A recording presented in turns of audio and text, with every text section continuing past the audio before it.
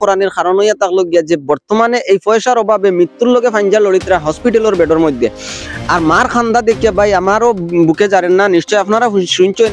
কারণ মা এমন একটা জিনিস আপনারা সারাই জানেন যে যত সময় পর্যন্ত হাড্ডির ভিতরে দম থাকে তত সময় পর্যন্ত বাচ্চা বা আওলাদের মানে মা হলে কিতা চাইন বলে বালা চাইন।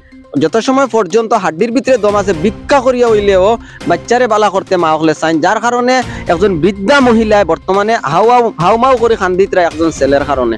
তো ভাই সকল তার উদ্দেশ্য ইয়ে থাকলো গিয়ে একটা কারণ ইয়ে থাকলো গিয়ে আর্থিক দুর্বলতা। আর এই আর্থিক সবল যারা মানুষ আছেন, হয়তো ভাই সকল আপনারা বহুত মানুষ আছেন, বহুত কোটি কোটি টাকা, কিন্তু আপনারা সাহায্য এবং সহযোগিতা করার কোনো বালা একটা স্থান পাইতরা না, কোনো বালা একটা জায়গা পাইতরা না যে ও মানুষরে দিলে আমার পয়সাটা সঠিক জায়গা গিয়ে লাগবো। তো যার কারণে আজকে আমরা খবর পাইয়া এখানে উপস্থিত হয়েছি। আপনারা দেখতে পাইতরা যে আপনার সাহায্য এবং সহযোগিতায় মৃত্যুর থেকে যে পাঞ্জা লড়া অবস্থায় আছেন, হয়তো আপনার সাহায্য এবং সহযোগিতা করার কারণে তাইন চিকিৎসা পাইবা, আর চিকিৎসা হওয়ার কারণে তাইন নতুন জীবন ঘুরিয়া পাইবা। আর এই যে মা আজকে সোশ্যাল মিডিয়া যুগে আপনাদের সম্মুখে আবেদন করছেন বা কান্দন করডা, যে কান্দন দেখলে বুক ধরানির কোনো ক্ষমতা নাই, বুক ধরানি যায় না। যার কারণে এই বিদ্যা মার মুখে দিছে ইয়া আপনারা সারায় এই যে স্ক্রিনের মধ্যে এই যে ভিডিও আছে, এই ভিডিওর মধ্যে আপনার মাঝে স্ক্যানার দেওয়া থাকবো, নাম্বার দেওয়া থাকবো।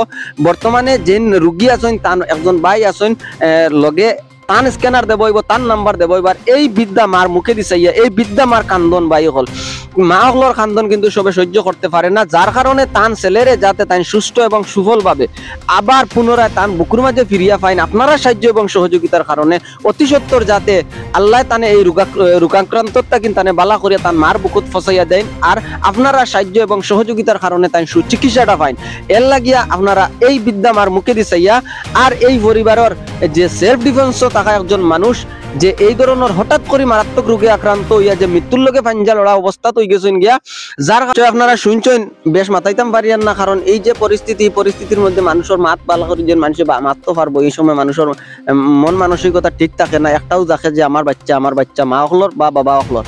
তো যাই হোক, শেষ পর্যন্ত আমি একটা জিনিস হাত জোড় করিয়া জনকণ্ঠ টিভির পক্ষ থেকে অনুরোধ করবো আমার সকল ভিউয়ার সকলের কাছে, বা দেশ বিদেশে প্রবাসের জমিনও আমার যত ভাই বন্ধু কর্মরত অবস্থায় আছেন, প্রভাবশালী বড় বড় চাকরি বা বিজনেস করতায়, আমি সবার কাছে বিনম্রভাবে অনুরোধ করবো এই ভিডিওর স্ক্যানারের মধ্যে আপনারা যতটুকু আপনারা বড় দিল দিয়া বড় ধরনের সাহায্য করিয়া যাতে অতি সত্তর এই মানুষটা এই মার বুকুর মধ্যে আবার ফিরিয়া আনতে আমরা সক্ষম হই। আপনারা সাহায্য এবং সহযোগিতার কারণে হাত জোড় করিয়া হাত খুলিয়া দান করলে আল্লাহ আপনারা দান করবো।